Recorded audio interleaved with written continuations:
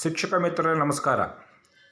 ರಾಷ್ಟ್ರೀಯ ಶಿಕ್ಷಣ ನೀತಿ ಆಧಾರಿತ ಗುರುಚೇತನ ಮಾಡ್ಯೂಲ್ಗಳನ್ನು ದೀಕ್ಷಾ ಪ್ಲಾಟ್ಫಾರ್ಮ್ನಲ್ಲಿ ಎಲ್ಲ ಪ್ರಾಥಮಿಕ ಮತ್ತು ಪ್ರೌಢಶಾಲಾ ಹಂತದ ಶಿಕ್ಷಕರು ಮಾಡ್ಯೂಲನ್ನು ಕಂಪ್ಲೀಟ್ ಮಾಡಿಕೊಳ್ಬೇಕಾಗಿದೆ.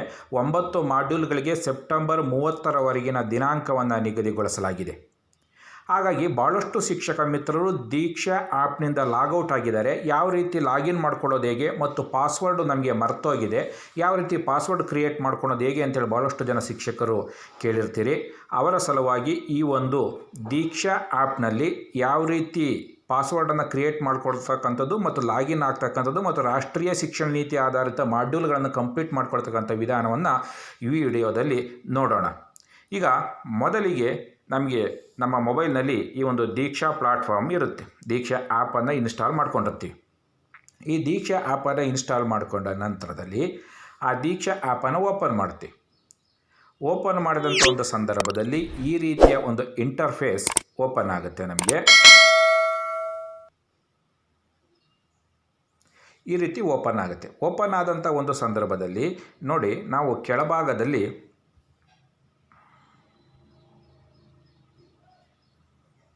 ಈ ಥರದ ಒಂದು ಪೇಜ್ ಓಪನ್ ಆದಂಥ ಒಂದು ಸಂದರ್ಭದಲ್ಲಿ ಇಲ್ಲಿ ಕೆಳಭಾಗದಲ್ಲಿ ಒಂದು ಮನುಷ್ಯನ ಚಿತ್ರವನ್ನು ನಾವು ಕಾಣ್ತಾ ಇದ್ದೀವಿ. ನೀವು ಇದರ ಮೇಲೆ ಕ್ಲಿಕ್ ಮಾಡಬೇಕು. ಇದನ್ನು ಪ್ರೊಫೈಲ್ ಪೇಜ್ ಅಂತೇಳಿ ಕರಿತೀವಿ. ಇದರ ಮೇಲೆ ಕ್ಲಿಕ್ ಮಾಡಬೇಕು. ಕ್ಲಿಕ್ ಮಾಡಿದಂಥ ಒಂದು ಸಂದರ್ಭದಲ್ಲಿ ನಮಗೆ ಈ ಥರದ ಒಂದು ಪೇಜ್, ಆದ್ಯತೆಯ ಪಠ್ಯಾಂಶ ಅಂತೇಳಿ ಈ ರೀತಿ ಒಂದು ಪೇಜ್ ಓಪನ್ ಆಗುತ್ತೆ. ಓಪನ್ ಆದಂಥ ಒಂದು ಸಂದರ್ಭದಲ್ಲಿ ನಾವು ಇಲ್ಲಿ ಲಾಗಿನ್ ಅಂತೇಳಿ ಬರುತ್ತೆ ನೋಡಿ, ಈ ಲಾಗಿನ್ ಬಟನ್ ಮೇಲೆ ಕ್ಲಿಕ್ ಮಾಡಬೇಕು. ಲಾಗಿನ್ ಬಟನ್ ಮೇಲೆ ಕ್ಲಿಕ್ ಮಾಡಿದ ನಂತರದಲ್ಲಿ ಲಾಗಿನ್ ಟು ದೀಕ್ಷಾ ಅಂತೇಳಿ ಬರುತ್ತೆ. Login with Diksha, login with state system ಅಂತೇಳಿ ಬರುತ್ತೆ. ನಾವು ಇಲ್ಲಿ ಈ ಎರಡು ಆಪ್ಷನ್ ಮೂಲಕನೂ ಕೂಡ ನಾವು ಲಾಗಿನ್ ಆಗ್ಬೋದು. ಬೇಕಾದ್ರೆ ಲಾಗಿನ್ ವಿತ್ ದೀಕ್ಷಾದ ಮೂಲಕನೂ ಕೂಡ ಹೋಗ್ಬೋದು, ಅಥವಾ ಲಾಗಿನ್ ವಿತ್ ಸ್ಟೇಟ್ ಸಿಸ್ಟಮ್ ಮೂಲಕ ಬೇಕಾದ್ರೂ ಹೋಗ್ಬೋದು. ನಾನೀಗ ಲಾಗಿನ್ ವಿತ್ ದೀಕ್ಷಾವನ್ನು ಕ್ಲಿಕ್ ಮಾಡ್ತೀನಿ. ಲಾಗಿನ್ ವಿತ್ ದೀಕ್ಷಾವನ್ನು ಕ್ಲಿಕ್ ಮಾಡಿದ ಒಂದು ಸಂದರ್ಭದಲ್ಲಿ ಈ ರೀತಿಯ ಒಂದು ಇಂಟರ್ಫೇಸ್ ಓಪನ್ ಆಗುತ್ತೆ. ನೀವು ನೇರವಾಗಿ ಕೆಳಭಾಗಕ್ಕೆ ಬನ್ನಿ. ನೋಡಿ, ಇಲ್ಲಿ ಕಾಣ್ತಾ ಇದೆ ಲಾಗಿನ್ ವಿತ್ ಸ್ಟೇಟ್ ಸಿಸ್ಟಮ್ ಅಂತೇಳಿ ಕಾಣುತ್ತೆ. ಆ ಲಾಗಿನ್ ವಿತ್ ಸ್ಟೇಟ್ ಸಿಸ್ಟಮ್ ಮೇಲೆ ಕ್ಲಿಕ್ ಮಾಡಿದಂಥ ಒಂದು ಸಂದರ್ಭದಲ್ಲಿ ನಮಗೆ ಈ ಒಂದು ಪೇಜ್ ಓಪನ್ ಆಗುತ್ತೆ. ನೋಡಿ, ಈ ರೀತಿ ಸೆಲೆಕ್ಟ್ ಅಂತೇಳಿ ಬರುತ್ತೆ. ನೀವು ಸೆಲೆಕ್ಟ್ ಅಂತ ಬಂದಂಥ ಒಂದು ಸಂದರ್ಭದಲ್ಲಿ ಇಲ್ಲಿ ಬಾಣದ ಗುರುತು ಕಾಣ್ತಾ ಇದೆಯಲ್ಲ, ಆ ಬಾಣದ ಗುರುತಿನ ಮೇಲೆ ನೀವು ಕ್ಲಿಕ್ ಮಾಡಿ. ಕ್ಲಿಕ್ ಮಾಡಿದಾಗ ಈ ರೀತಿ ರಾಜ್ಯಗಳ ಪಟ್ಟಿಯನ್ನು ತೋರಿಸುತ್ತೆ. ನಾವು ಕರ್ನಾಟಕ ಎಲ್ಲಿದೆಯೋ ಆ ಕರ್ನಾಟಕದ ಮೇಲೆ ನಾವು ಕ್ಲಿಕ್ ಮಾಡಬೇಕು. ಕರ್ನಾಟಕದ ಮೇಲೆ ಕ್ಲಿಕ್ ಮಾಡಿದಂಥ ಒಂದು ಸಂದರ್ಭದಲ್ಲಿ ಈ ರೀತಿ ತೆಗೆದುಕೊಳ್ಳುತ್ತೆ. ತೆಗೆದುಕೊಂಡಂಥ ನಂತರದಲ್ಲಿ ನಾವು ಈ ಸಬ್ಮಿಟ್ ಬಟನ್ ಮೇಲೆ ಕ್ಲಿಕ್ ಮಾಡಬೇಕು. ಸಬ್ಮಿಟ್ ಬಟನ್ ಮೇಲೆ ಕ್ಲಿಕ್ ಮಾಡ್ತೀವಿ. ಸ್ವಲ್ಪ ನೆಟ್ವರ್ಕ್ ಸ್ಲೋ ಇದ್ದಾಗ ಸ್ವಲ್ಪ ಸಮಯವನ್ನು ತೆಗೆದುಕೊಳ್ಳುತ್ತೆ. ಈ ರೀತಿ enter KJD number, enter password ಅಂತ ಕೇಳುತ್ತೆ. ನಮಗೆ KJD ನಂಬರ್ ಮಾತ್ರ ನಮಗೆ ಗೊತ್ತಿರುತ್ತೆ, ಪಾಸ್ವರ್ಡು ಮರ್ತೋಗಿರುತ್ತೆ. ನಾವು KJD ನಂಬರನ್ನು ಟೈಪ್ ಮಾಡೋಣ. ನಾನು KJD ನಂಬರನ್ನು ಟೈಪ್ ಮಾಡಿದೆ. ಟೈಪ್ ಮಾಡಿ ನಂತರದಲ್ಲಿ ನಾವು ಚೇಂಜ್ ಪಾಸ್ವರ್ಡ್ ಅಂತ ಇದೆಯಲ್ಲ, ಇಲ್ಲಿ ನೋಡಿ KJD ನಂಬರನ್ನು ಅಷ್ಟೇ ಟೈಪ್ ಮಾಡ್ತೀವಿ. KJD ನಂಬರನ್ನು ಟೈಪ್ ಮಾಡಿದ ನಂತರದಲ್ಲಿ ಇಲ್ಲಿ ಕೆಳಗಡೆ ಚೇಂಜ್ ಪಾಸ್ವರ್ಡ್ ಅಂತ ಇದೆಯಲ್ಲ, ಅದರ ಮೇಲೆ ನಾವು ಕ್ಲಿಕ್ ಮಾಡಬೇಕು. ಚೇಂಜ್ ಪಾಸ್ವರ್ಡ್ ಅಂತೇಳಿ ಬರುತ್ತೆ ಮೇಲ್ಗಡೆ, ನೀವು ನೋಡ್ತಾ ಇದ್ದೀರಿ ಚೇಂಜ್ ಪಾಸ್ವರ್ಡ್ ಅಂತೇಳಿ ಕೇಳ್ತಾ ಇದೆ. ಈ ಥರದ ಒಂದು ಪೇಜ್ ಓಪನ್ ಆಗುತ್ತೆ. ಪೇಜ್ ಓಪನ್ ಆದ ನಂತರದಲ್ಲಿ ಮತ್ತೆ ಈ ಒಂದು ಭಾಗಕ್ಕೆ ಇಲ್ಲಿ ಕಾಣ್ತಾ ಇದೆ, ಈ ಒಂದು ಭಾಗಕ್ಕೆ KJD ನಂಬರನ್ನು ಎಂಟ್ರಿ ಮಾಡಬೇಕು. ಈ ಒಂದು ಭಾಗಕ್ಕೆ ಫೋನ್ ನಂಬರನ್ನು ಎಂಟ್ರಿ ಮಾಡಬೇಕು. ಯಾವ ಫೋನ್ ನಂಬರನ್ನು EDSನಲ್ಲಿ ಕೊಟ್ಟಿದ್ದೀರೋ ಅದೇ ಫೋನ್ ನಂಬರನ್ನು ನೀವು ಎಂಟ್ರಿ ಮಾಡಬೇಕು. ಮಾಡಿದಂಥ ಒಂದು ಸಂದರ್ಭದಲ್ಲಿ ನಾನು ಈ KJD ನಂಬರನ್ನು ಎಂಟ್ರಿ ಮಾಡ್ತೀನಿ.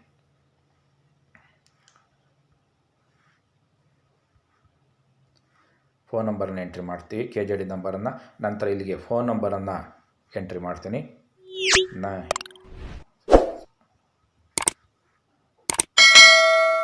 ಎಂಟ್ರಿ ಮಾಡಿದ ನಂತರದಲ್ಲಿ ನೀವು ಇಲ್ಲಿ ಕೆಳಭಾಗದಲ್ಲಿ ಕಾಣ್ತಾ ಇದೆಯಲ್ಲ, ಇಲ್ಲಿ ಜನರೇಟ್ OTP ಅಂತೇಳಿ ಈ OTP ಮೇಲೆ ಕ್ಲಿಕ್ ಮಾಡಬೇಕು. ಮೇಲ್ಭಾಗದಲ್ಲಿ ನೋಡಿ, ಇಲ್ಲಿ ಮೇಲ್ಭಾಗದಲ್ಲಿ KJD ನಂಬರು, ಇಲ್ಲಿ ಕೆಳಭಾಗದಲ್ಲಿ EDS ಕೊಟ್ಟಿರ್ತಕ್ಕಂಥ ಫೋನ್ ನಂಬರನ್ನು ಕೊಟ್ಟು ಈ ಜನರೇಟ್ OTP ಅನ್ನೋ ಬಟನ್ ಮೇಲೆ ನೀವು ಕ್ಲಿಕ್ ಮಾಡಬೇಕು. ನೋಡಿ, ಅದು ಕ್ಲಿಕ್ ಮಾಡಿದ ಒಂದು ಸಂದರ್ಭದಲ್ಲಿ OTP ನೋಡಿ ಇಲ್ಲಿ ಕಾಣ್ತಾ ಇದೆ OTP send to your mobile number for authentication ಅಂತೇಳಿ ಕೇಳುತ್ತೆ. ಅಂದರೆ ನೀವು ಯಾವ ನಂಬರನ್ನು ಕೊಟ್ಟಿದ್ದೀರೋ ಆ ನಂಬರ್ಗೆ OTP ಬಂದಿದೆ ಅಂತೇಳಿ ಅದು ತೋರಿಸುತ್ತೆ. ನಿಮಗೆ ಇಲ್ಲಿ ಮೇಲ್ಭಾಗದ ನೋಡಿ ಮೆಸೇಜಿನ ಒಂದು ಆಪ್ಷನ್ನು ಕೂಡ ಬಂದು ಹೋಗುತ್ತೆ. ಆಯಿತಾ, ನೀವು ಏನು ಮಾಡಬೇಕು, ಇದು ಬಂದ ನಂತರದಲ್ಲಿ ಈ ಒಂದು ಓಕೆ ಬಟನ್ ಮೇಲೆ ಕ್ಲಿಕ್ ಮಾಡ್ತೀರಿ. ಓಕೆ ಬಟನ್ ಮೇಲೆ ಕ್ಲಿಕ್ ಮಾಡಬೇಕು. ಕ್ಲಿಕ್ ಮಾಡಿದಂಥ ಒಂದು ಸಂದರ್ಭದಲ್ಲಿ ನಮಗೆ ಇಲ್ಲಿ ನೋಡಿ OTP ನಮ್ಮ ಟೆಕ್ಸ್ಟ್ ಮೆಸೇಜ್ ಬಂದಿರುತ್ತೆ. ಆ ಮೆಸೇಜನ್ನು ನಾವು ನೋಡ್ಕೋಬೇಕು. ಈ ರೀತಿ ನೋಡಿ ಬಂದಿರತಕ್ಕಂಥ OTPಯನ್ನು ನಾನು ಎಂಟ್ರಿ ಮಾಡಿದ್ದೀನಿ. ಇಲ್ಲಿ OTPಯನ್ನು ಎಂಟ್ರಿ ಮಾಡಿದೆ.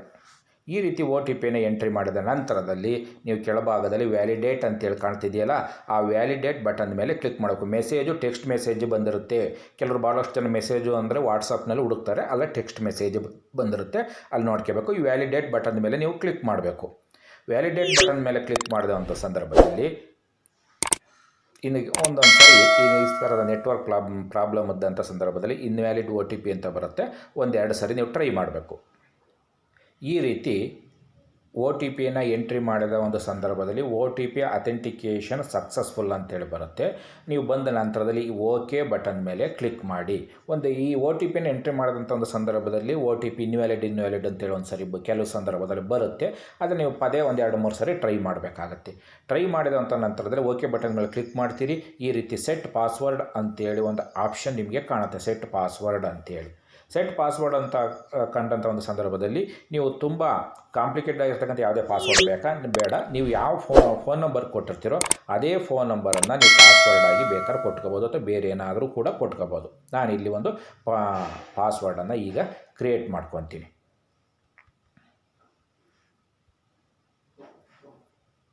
ಈ ರೀತಿ ಬಂದ ನಂತರದಲ್ಲಿ ಸಬ್ಮಿಟ್ ಬಟನ್ ಮೇಲೆ ನಾವು ಕ್ಲಿಕ್ ಮಾಡ್ತೀವಿ. ಸಬ್ಮಿಟ್ ಬಟನ್ ಮೇಲೆ ಕ್ಲಿಕ್ ಮಾಡೋದು ನೋಡಿ ನಿಮಗೆ ಕಾಣ್ತಾ ಇದೆ password set successfully, you can log in now ಅಂತೇಳಿ ಬರುತ್ತೆ. ಆಗ ನೀವು ಓಕೆ ಬಟನ್ ಮೇಲೆ ಕ್ಲಿಕ್ ಮಾಡಬೇಕು. ಓಕೆ ಬಟನ್ ಮೇಲೆ ಕ್ಲಿಕ್ ಮಾಡಿ. ಕ್ಲಿಕ್ ಮಾಡಿದಂಥ ಒಂದು ಸಂದರ್ಭದಲ್ಲಿ ಈ ರೀತಿ ಎಂಟರ್ KJD ನಂಬರ್ ಅಂತ ಬರುತ್ತೆ, ಎಂಟರ್ ಪಾಸ್ವರ್ಡ್ ಅಂತ ಬರುತ್ತೆ. ಬಂದಂಥ ಸಂದರ್ಭದಲ್ಲಿ ನೀವೇನು ಮಾಡಿ, ನೇರವಾಗಿ ಲಾಗಿನ್ ಆಗೋದು ಬೇಡ, ಮತ್ತೆ ವಾಪಸ್ ದೀಕ್ಷಾ ಆ್ಯಪ್ಗೆ ಹೋಗ್ಬೇಕು. ಈ ರೀತಿ ವಾಪಸ್ ದೀಕ್ಷಾ ಆ್ಯಪಿಗೆ ಹೋಗಿ, ದೀಕ್ಷಾ ಆ್ಯಪಿಗೆ ಹೋದ ನಂತರದಲ್ಲಿ ನೋಡಿ ದೀಕ್ಷಾ ಆ್ಯಪನ್ನು ಕ್ಲಿಕ್ ಮಾಡಿ. ಕ್ಲಿಕ್ ಮಾಡಿದಂಥ ಒಂದು ಸಂದರ್ಭದಲ್ಲಿ ಈ ರೀತಿಯ ಒಂದು ಪೇಜ್ ಓಪನ್ ಆಗುತ್ತೆ. ಇಲ್ಲಿ ಪ್ರೊಫೈಲ್ ಮೇಲೆ ಕ್ಲಿಕ್ ಮಾಡಿ, ಮತ್ತು ನೀವು ಲಾಗಿನ್ ಬಟನ್ ಮೇಲೆ ಕ್ಲಿಕ್ ಮಾಡಿ. ಕ್ಲಿಕ್ ಮಾಡಿದಂಥ ಒಂದು ನಂತರದಲ್ಲಿ ಪುನಃ ಲಾಗಿನ್ ವಿತ್ ಸ್ಟೇಟ್ ಸಿಸ್ಟಮ್ ಮೇಲೆ ಕ್ಲಿಕ್ ಮಾಡಿ.